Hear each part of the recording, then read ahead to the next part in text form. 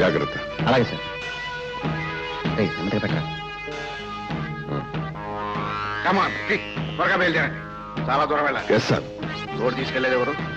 మనోహర్ తీసుకెళ్తున్నారు. జాగ్రత్తగా ఉండమని చెప్పి. మనం గంజాయి స్మగ్లింగ్ చేస్తున్నట్టు పోలీసులకు కూడా తెలిసింది. నిఘా కూడా ఎక్కువైంది. Be careful. అలాగే సార్. గారు ఆ పరిశ్రమ జైలు నుంచి రిలీజ్ అయ్యాడు. నన్ను వెతుక్కుంటూ వచ్చి చంపబోయాడు. లోపలికి. నీకేమైనా బుద్ధి ఉందా? 10 మందిలో పరిశ్రమ పేరు తెలుస్తావేంటి? నీకేం తెలుసు? పగబట్టిన పాములా వెంటబడ్డాడు వాడు. ఇంకా నూకలున్నాయి కాబట్టి బతికి బయటపడ్డా. అసలు నువ్వు వాడికి ఎందుకు కనిపించావు? నేను కనపడలా, వాడే వెంటపడ్డాడు. అయితే నిన్ను చిత్రహింస చేసైనా సరే నా ఆచూకి తెలుసుకోవాలని వాడి ప్రయత్నం ఏమిటి? వాడికి అన్యాయం చేసింది నువ్వే అయినా పరోక్షంగా దీనికంతటి కారణం నేనే అని వాడికి తెలుసుకునే ఉంటాడు. కానీ నేనెవరో, నా కొడుకు రాజేంద్ర ఎవడో వాడికి మాత్రం తెలియదు. ఒకవేళ నేను పట్టుబడి మీ పేర్లు చెప్పకపోతే వాడు నన్ను చంపేస్తాడేమో. చెప్పినా చంపేస్తాడు, చెప్పకపోయినా చంపేస్తాడు. అందుకే నువ్వు వాడి కళ్ళల్లో పడకుండా ఉండటమే నీకు మాకు శ్రేయస్కరం. నువ్విక్కడే గెస్ట్ హౌస్ లో ఉండు. నీకు కావాల్సినవన్నీ ఏర్పాటు చేస్తాను. ఒకవేళ వాడు వెతుక్కుంటూ ఇక్కడికే వచ్చి చలపతిని చంపేస్తే? చలిచీమలు చేసుకున్న పుట్టలోకి పాము వచ్చినా బయటపడదు. ఇది మనస్థావరం. నీకేం భయం లేదు. నువ్విక్కడే ఉండిపో. వాడెక్కడున్నాడో నేను తెలుసుకుంటాను. ఇంకెక్కడికి వెళతాడు? ఆ శాంత దగ్గరికే వెళ్ళుంటాడు. తన కోపమే తన శత్రువు అన్నారు పెద్దలు. ప్రతి మనిషికి కోపం, ఆవేశం సహజంగా ఉంటాయి. పరిస్థితులు బట్టి అవి బయటపడుతూ ఉంటాయి. అలాంటి సమయాల్లోనే మనిషి తెలివితేటలు చూపించాలి. పగ, ప్రతీకారం అంటూ వెంటబడే కంటే ప్రేమ, జాలి, దయ అన్న వాటిని మనసులో పెట్టుకుంటే పూజ్య బాపూజీ చెప్పిన శాంతం భూషణం అన్న సూక్తి నిజం అవుతుందన్నమాట. అమ్మగారు, మీకోసం ఎవరో అయ్యగారు వచ్చారమ్మా.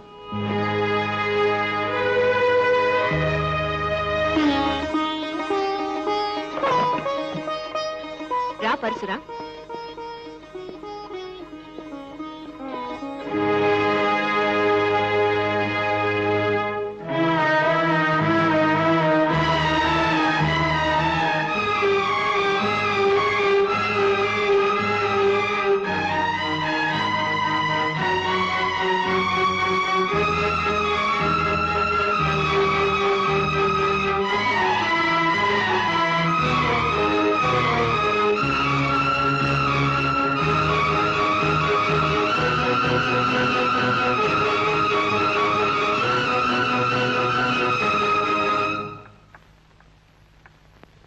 పరశురా,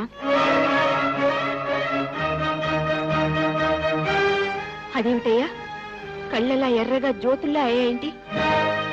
రాలిపోయిన నీ నొసటి కుంకుమ ఇప్పుడే కళ్ళ ముందు కదలాడిందుదినా.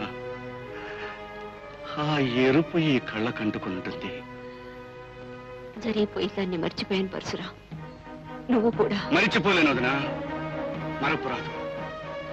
స్నేహబంధానికి, ప్రేమ బంధానికి తుదిగడేలు దిద్దిన ఆ రోజు నేను మర్చిపోలేను. అందుకే వేట మొదలు పెట్టాను. ఆ నీచుల రక్తాన్ని రేఖ సమాధి మీద కళ్ళాపిగా చల్లాలి. శ్రీకాంత్ ఆత్మకు శాంతి చేకూర్చాలి. అప్పుడే రగులుతున్న ఈ గుండెమ్మంత చల్లారేది. వద్దు పరశురా, ఈ ఆవేశమే నిన్ను జైలు పాలు చేసింది. వాళ్ళ మీద ప్రతీకారం తీర్చుకోవడం కోసం నీ జీవితాన్ని పాడు చేసుకోకు. జీవితం ఎప్పుడో పాడైపోయింది వదినా. అసలు వాళ్ళెవరో, ఎక్కడుంటారో కూడా నీకు తెలీదు. ఎరగిన వాళ్ళని ఎక్కడైనా వెతుకుతావు. బాబాయ్, నువ్వెప్పుడొచ్చా? నిన్ను జైలు నుంచి వదిలేశారా? వదిలేశారు బాబు. ఇంకా మీతోటే ఉంటాను. బాబాయ్, మళ్ళీ నువ్వు జైలుకి వెళ్ళొద్దు. వెళ్ళను బాబు. అబద్ధం ఆడరాదని అమ్మ ఎప్పుడూ చెప్తూ ఉంటుంది. నువ్వు అబద్ధం ఆడుతున్నావా? లేదురా. అయితే ఒట్టే. ఎవరండి లోపల? మిమ్మల్ని సర్కిల్ ఇన్స్పెక్టర్ గారు స్టేషన్ తీసుకురమ్మన్నారు. బాబాయ్, నువ్వు వెళ్ళొద్దు బాబాయ్. లేదు బాబు. ఇన్స్పెక్టర్ రఘునాథ్ నా స్నేహితుడు. బయటకు వచ్చేసాను కదా, ఊరికే మాట్లాడడానికి పిలిపించుంటాడు అంతే. రండి సార్, వెళదాం. అక్కడ సీఏ గారు ఎదురు చూస్తుంటారు.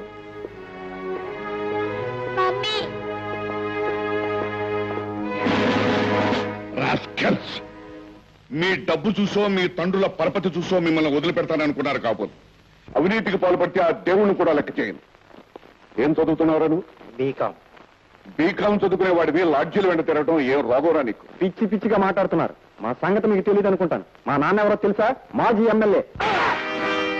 బెదిరిస్తున్నావా రాస్కెల్? తప్పు చేస్తే నిన్నే కాదు, నీ బాబును కూడా కటకటాల వెనక పంపిస్తాను.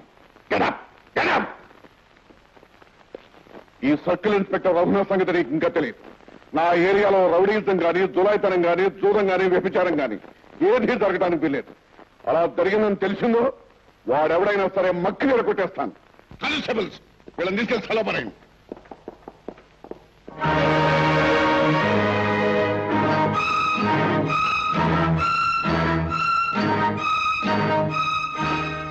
ఎందుకు పిలిపించావు? షడప్. ఇప్పుడు నేను నీ స్నేహితుడిని కాదు, యూనిఫారం లో ఉన్న పోలీస్ ఆఫీసర్. నాకు యూనిఫామ్ మీద నమ్మకం పోయి చాలా రోజులైంది. నిన్న నువ్వు క్లబ్కు వెళ్ళావా?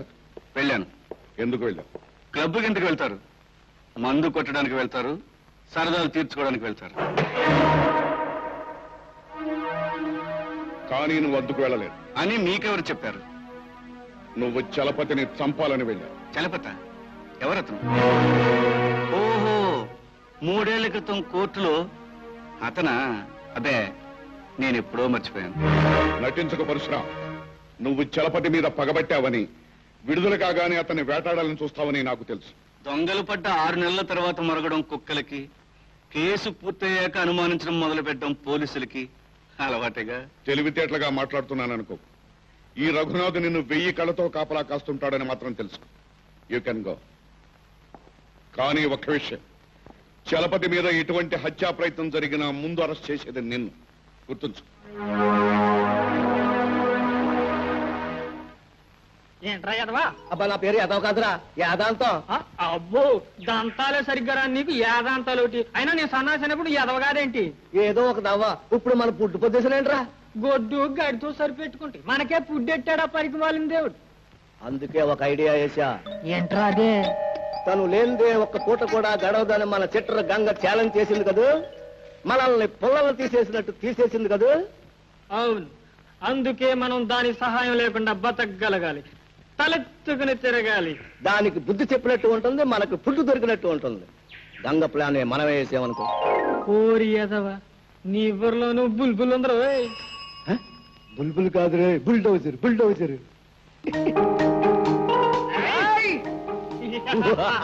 ఏటయా? జేబులో పర్సుందా? అందులో డబ్బుందా? తొందరగా బయటికి తీ. ఆంధ్ర లెవెల్లో రౌడీలం. పూచ్యం పూచిం. ఏటయా పూచ్యం? పూచ్యం పూచ్యం అంటే పునాదులు చిందర వందరైపోతాయి. భయపడ్డారు రోయ్.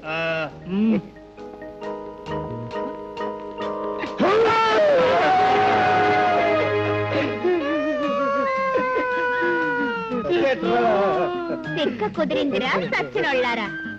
డ్రైవర్ లేకుండా కార్ నడుస్తుందా? అట్టాగే మనం లేకుండా ఈ బిజినెస్ జరగదు. చిట్రు, మర్యాదగా దొంగతనం చేయబోయావు. గాలం అయిపోయింది. చిట్రు, ఉందారు సంగతి చూడు. చిట్రు, ఏ ఊరుగురు మంది మా ఓళ్ళ మీద చెయ్యేసావట? ఏం చేస్తావు? సైకిల్ దిగు చెప్తా. ఏం చేస్తావు? మర్యాదగా నీ జోబులో పర్సు ఇచ్చేసి మా ఓళ్ళకి క్షమాపణ చెప్పుకో. చెప్పను. ఏం చేస్తావు? ఏం చేస్తానా? బచావ్, బచావ్! అయ్యో, కాపాడండి! రక్షించండి! అయ్యో! వదిలు,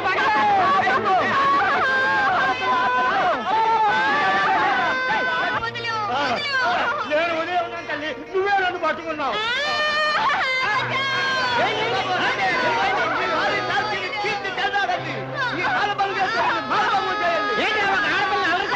చూస్తూ ఊరుకుంటారు.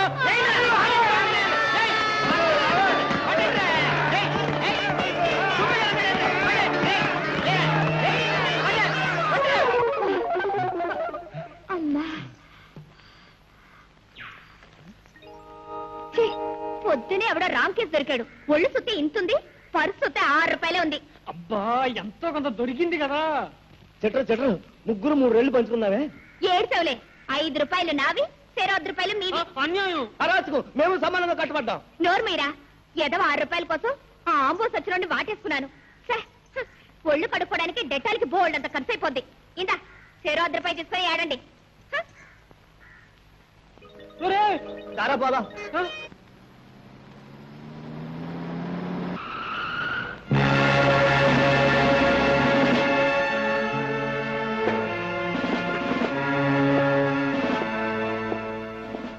ఏముంది లారీలో?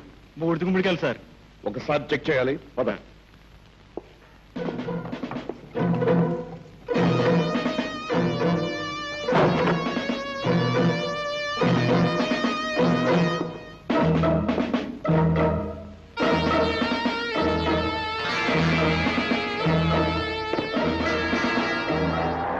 ఓకే, నువ్వు వెళ్ళొచ్చు.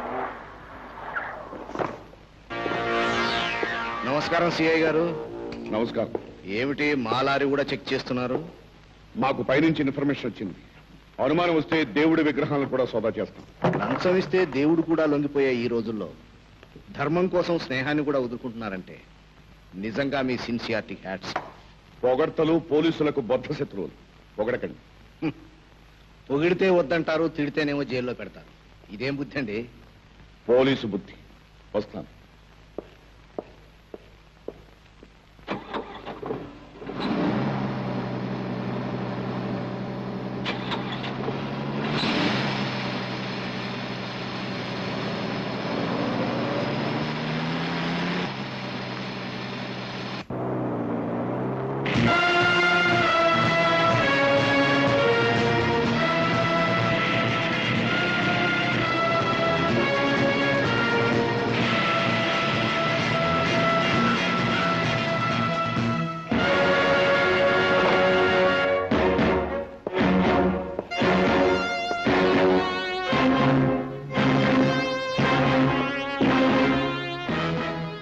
నీకు లైసెన్స్ ఇచ్చింది ఎవరు? జాగ్రత్తగా తోలడం నేర్చుకో. రాంగ్ రూట్ లో వెళ్ళడం అలవాటు చేసుకుంటే ఏదో ఒక రోజు అధోగతి పాలవుతావు. జాగ్రత్త. సారీ. ఇది ఒక దరిద్రం మాట నేర్పిల్లాడు తెల్లాడు. చేసేది చేయడం, సారీ అనడం.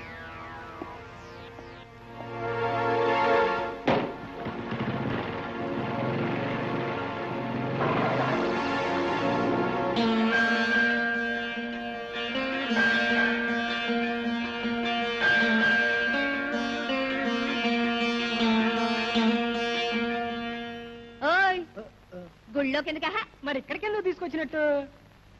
గుళ్ళోకి వచ్చి బచావ్ బచావ్ అంటే గుంపంతా దేవుడంతా తిరిగి గోవిందా బచావ్ అంటారు. ఇక్కడికి ఎవడొస్తాడే? నోర్మైండ్రా, మనుషులకి ఈ మధ్య తెలివితేటలు బాగా పెరిగిపోతున్నాయి. రోజు ఒకటే వ్యాపారం చేసావనుకో డేంజర్ అయిపోద్ది. నిన్న తోలు వ్యాపారం చేసి ఈ రోజు పాల వ్యాపారం చేయాలి. ఆహా, ఇంతకీ మనం ఇప్పుడు చేయబోయే వ్యాపారం ఏంటి? తోలు వ్యాపారం. అట నోళ్ళెల పెట్టుకొని చూస్తారట. అటు చూడండి, ఆ తోలు చెప్పులు చూడండి. తొందరగా రా బాబాయ్. వస్తున్నాను కదరా. బాబాయ్ మన చెప్పులు. మనం ఇక్కడ ఇచ్చాం కదా. అవును, ఎవరు ఎత్తుకుపోయి ఉంటారు. చెప్పులు ఎత్తుకుపోయే వాళ్ళు కూడా ఉన్నారా బాబాయ్? గుళ్ళో ఇది మామూలే. రా, కొత్త చెప్పులు కొని పెడతాను. సార్ రండి సార్, రండి రండి రండి. భలే మంచి సౌకర్యం సార్. సగానికి సార్. సార్ రండి సార్. బాబాయ్ అదిగో మన చెప్పులు. 15 రూపాయలు సార్. రండి సార్. అరిచి, నీ పేరేంటి?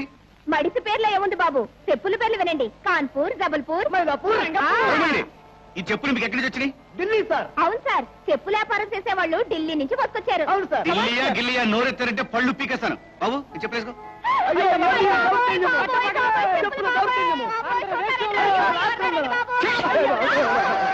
అయ్యో అయ్యో నా చెప్పులు బాబోయ్. ఏయ్, సిగ్గులేదు? చెప్పులు దొంగతనం చేసి బతుకుతావా? ఏం చేయమంటావు గురు? అడగంటే అమ్మైనా అన్నం పెట్టదంటారు. నాకు అమ్మ లేదుగా. ఎక్కడైనా పని చేసుకు బతకొచ్చుగా. అది అయిపోయింది. ఒక ఇంట్లో అంటులు తోవడానికి కుదురుకున్నాను. నా చెయ్యి అంటులు తోముతుంటే ఆ ఇంటి నా ఒళ్ళు తోవడం మొదలెట్టింది. వాడికి బుద్ధి చెప్పాలి, లేదా వేరే చోట పని చూసుకోవాలి. అంతేగాని దొంగతనం చేస్తావా? కడుపు నింపుకోవడం కోసం ఒళ్ళమ్ముకుంటున్న ఈ రోజుల్లో నేను చేసే చిన్న దొంగతనం తప్పంటావు? సమర్థించుకోవాలని ప్రయత్నించుకో. బ్రతకాలంటే తప్పుడు పనులే చేయక్కర్లేదు. ఈ చెప్పులు దొంగతనం చేసే బదులు చెప్పులు గుట్టో బూట్లకు పాలిష్ చేసే బ్రతకొచ్చు. తప్పుడు మార్గంలో 5 రూపాయలు సంపాదించే బదులు శ్రమపడి 1/2 రూపాయలు సంపాదించడంలో అర్థం ఉంది, ఆనందం ఉంది.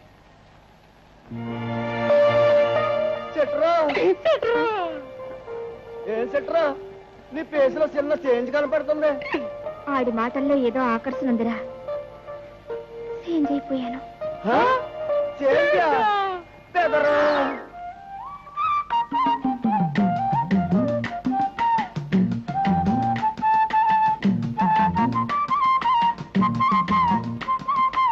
బాబు బాబు బాబు బాబు రండి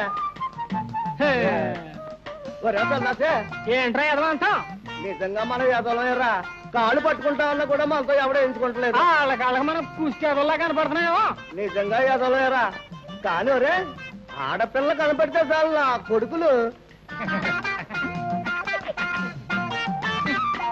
బాబు ఆళ్ళు కూడా నా వాళ్ళే తమరెళ్ళి అక్కడ వేయించుకోండి. చిచి వద్దు ఆళ్ళు కూడా నేను పూసినట్టే పాలిసి పోస్తారు, నేను కొట్టినట్టే కొడతారు. వెళ్ళి వేయించుకోండి బాబు. నేను నీ దగ్గరే వేయించుకుంటాం. ఇంకా డిసైడింగ్ చేసేసుకున్నాను రా. ఏంట్రో వచ్చే జన్మలో ఆడదై పుడతాను రా, అదే నా శపథం. నువ్వు తట్టుకోలేవులేరా.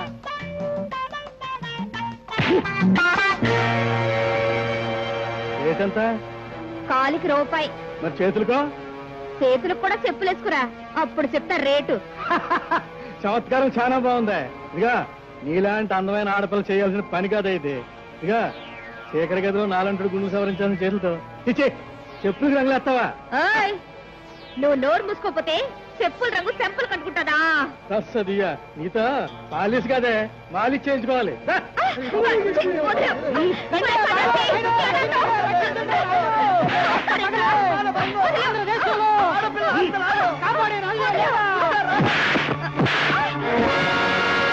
సచ్చినండి, మళ్ళీ ఆడపిల్ల మీద చేయకుండా కొట్టు.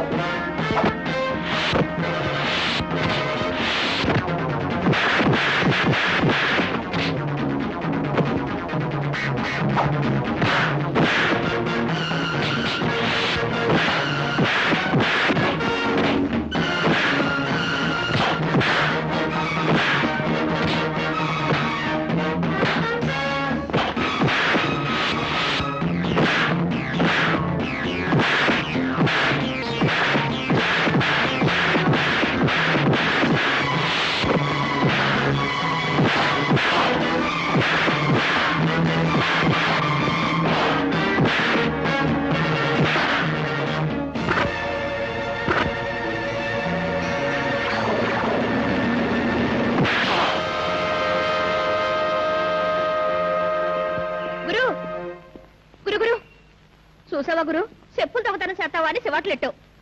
ఏదో కావాల్సిన చెప్పావు కదా అని కష్టపడి పనిచేయడం మొదలెట్టాను. ఏం జరిగింది? నువ్వు చేస్తున్న పనిలో తప్పేం లేదు. ఎవడో ఏదో చేశాడని ఆ వంకతో చేస్తున్న పని మానేకు. నీ దగ్గర అన్న పని ఉంటే రాదు మా చిట్రకి. మేము కూడా నమ్ముకుని బతికేస్తాం. నాతో సావాసం చేయడం నీకే మంచిది కాదు. గురు గురు గురు, నువ్వు నన్ను కష్టపడి కాపాడావు. నేను నీ కృతజ్ఞతలు చెప్పుకోవడం మర్చిపోయాను. ఏం కృతజ్ఞతలు చెప్పుకుంటావు?